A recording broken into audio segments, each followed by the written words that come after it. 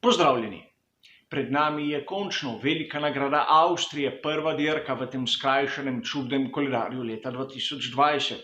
In danes si bomo v tem uvodu pogledali, kaj lahko rečemo o tej dirki, še preden se aktivnosti na progi začnejo.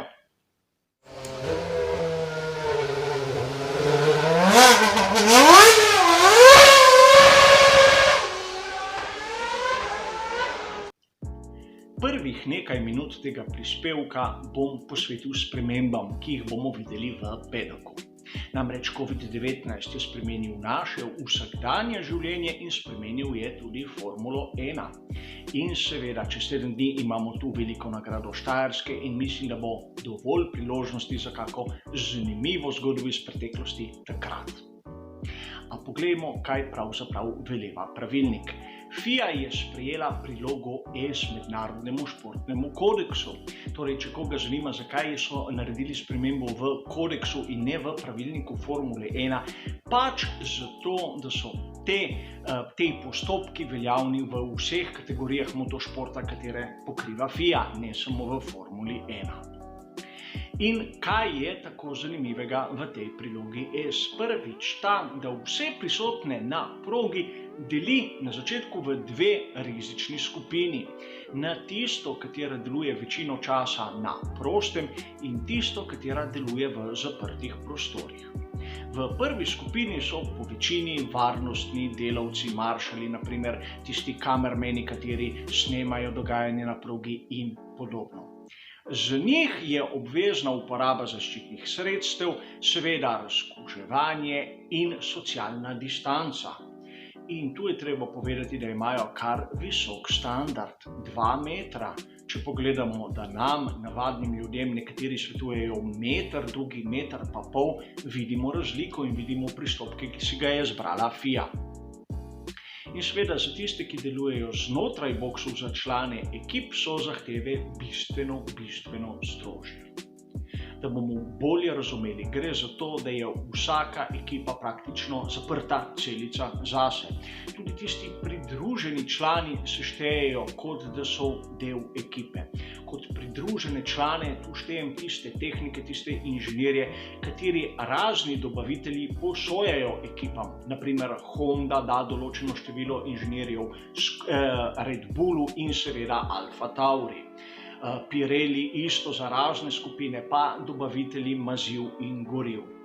Te člani so praktično vezani na svojo matično ekipo in ne smejo izmenjevati kontaktov, praktično fizičnih kontaktov s svojimi kolegi, kateri so v drugih ekipah. O zaščitni opremi in razkuževanju ne bom izgubljal časa. Kar je zanimivo je, da ta priloga tudi nekako uzakonja to, da vhod in izhod iz boksov mora biti točno ločen, tako da ne pride križan med tistim, ki vstopa in tistim, ki izstopa. Vsaka ekipa ima ločeno stranišče in seveda tudi voznik ima vsak svoj bivalnik, torej nič več tistih hospitalitijev. Videli smo, da v Avstriji so naredili izjemno dobro delo, kar se tiče tega. Seveda v boksih in v, tem zaodrju ni več prisotnosti raznih novinarjev in raznih VIP gostov in videli bomo, koliko bo to sploh vplivalo, če bo na kvaliteto prenosov. Publika tudi ne bo prisotna in vidimo, kako so to rešili na veliki nagradi Avstrije. Tribune so praktično izkoristili kot velike reklamne panoje.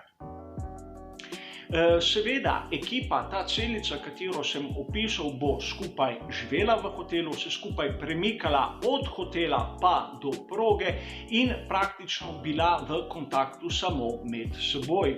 Ukolikor bo prišlo do kakega kontakta, nujnega kontakta s kakim drugim članom, bodo morali imeti posebno aplikacijo, katera bo to beležila oziroma voditi dnevnik. A tista glavna zaščitna akcija je bris, to se pravi testiranje za pozitivnost na COVID-19. In vidimo tu na primeru Sergio Pereza, izjemno neprijetna zadeva. In to bodo ponavljali vsakih 5 dni, za vse. Toliko o tem, kako resno so pristopili pri FIA k vsej tej zadevi. A seveda, sedaj se moramo raje posvetiti veliki nagradi Avstrije, kajti dirka je tista, ki nas najbolj zanima. Če pogledamo tisto, kar je pripravil Pirelli za veliko nagrado Avstrije, vidimo, da se ni spremenilo pravzaprav nič, razen oblike grafike in seveda datuma. Karakteristike proge so enake, kajti na progi niso naredili nobene spremembe in tudi mešanice so enake kot lani. Dve glavni karakteristiki proge moram izpostaviti. Prvič je tisti, klasični izgled stop and go. Imamo v bistvu ravnino in takoj po ravnini oster ovinek z močnim zaviranjem, praktično 90-stopinjski ovinek v večini primerov. Se pravi, nič tistih dolgih ovinkov, kjer je praktično obvezen močan aerodinamični oprijem. Po drugi strani imamo izjemno kratek krog. In mnogim ta kratek krog ne pove dosti, namreč dirka za svetovno prvenstvo Formule 1 je standardne dolžine. A imamo kar nekaj vidikov, zakaj je pomemben. Prvič je treba razumeti, kako kratek je v resnici ta kratek krog. 4318 metrov nikomur ne pove kaj preveč dosti. To pomeni za tisto standardno razdaljo 71 krogov. Za primerjavo, velika nagrada Belgije v Spaju, krog, ki je dolg 7004 metre. Za tisto standardno razdaljo to pomeni 44 krogov. In zakaj je sedaj to tako pomembno? Prvič zaradi energije, tiste, ki jo pridobiva MGUK. Če pogledamo shemo, katera je del tehničnega pravilnika, nam je jasno, da v enem krogu lahko bolid zbere določeno količino energije, kot vidimo na shemi. In seveda v istem krogu jo lahko enkrat več porabi. In seveda na veliki nagradi Avstrije imamo kar 3 cone DRS, kjer bo pospeševanje ključno.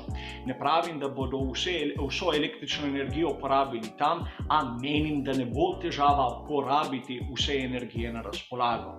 Problem jo bo zbrati. Namreč kratek krog pomeni tudi manjše število ovinkov in manjše število zaviranj, kar iz tega izhaja.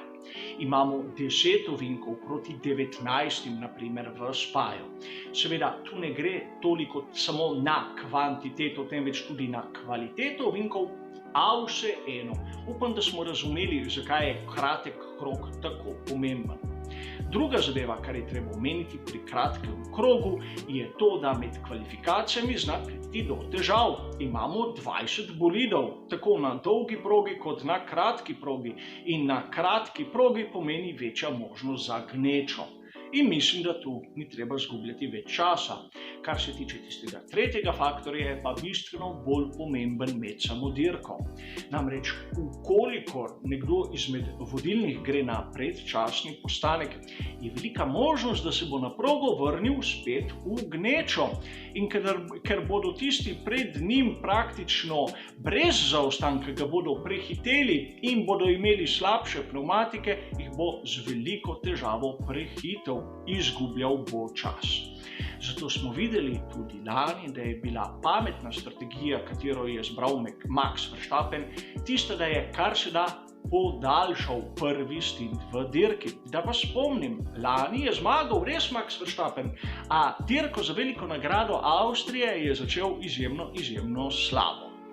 Praktično začel je kot drugi zaradi kazni Lewisu Hamiltonu, a tako je bil na 8. mestu. In seveda to, da ni menjal pnevmatik na tistem prvem stintu, kot ga je napovedoval Pirelli tam okrog 20. kroga, ampak da je podaljšal do 30. se je izkazalo kot zmagovalna strategija. Namreč videli smo, da v tistem zadnjem delu dirke je imel tisto tršo pnevmatiko toliko boljšo od sorazmerno starejše na bolidu Charlesa Leclerca, da ga je z lahkoto ulovil in prehitel. Seveda, razlika med lani in letos bo tudi v vremenskih razmerah. Če pogledamo, da povprečna temperatura med dirko temperatura zraka v sezoni 2019 je bila 36 stopinj Celzija, pogledal sem malce vremensko napoved za 2020, jo imamo tam med 22 in 24. kaj pomeni to, da naprimer tudi asfalt bo malce bolj hladen, kar bi pomenilo lahko, da bolidi ekipe Mercedesa ne bodo v takih težavah. Seveda v sredo, četrtek in petek so napovedane nevihte, kar smo že videli naprimer v sredo. Za soboto in nedeljo ne, a kljub vsemu 12 stopinj manj od lani pomeni drugačno nastavitev bolidov Formule 1, kajti treba bo bolj segreti pnevmatike in tu vemo, da je Mercedes v prednosti. Toliko danes na hitro o tem, kaj lahko pričakujemo. Jutri bomo vsi skupaj ogledali tiste tehnične novosti, ki jih bodo pokazale ekipe in seveda po drugem prostem treningu bom lahko v tem prispevku pred kvalifikacijami nekako povedal, kaj pričakujem o razmerju moči prvič v sezoni 2020. Hvala za vašo pozornost in nasvidenje.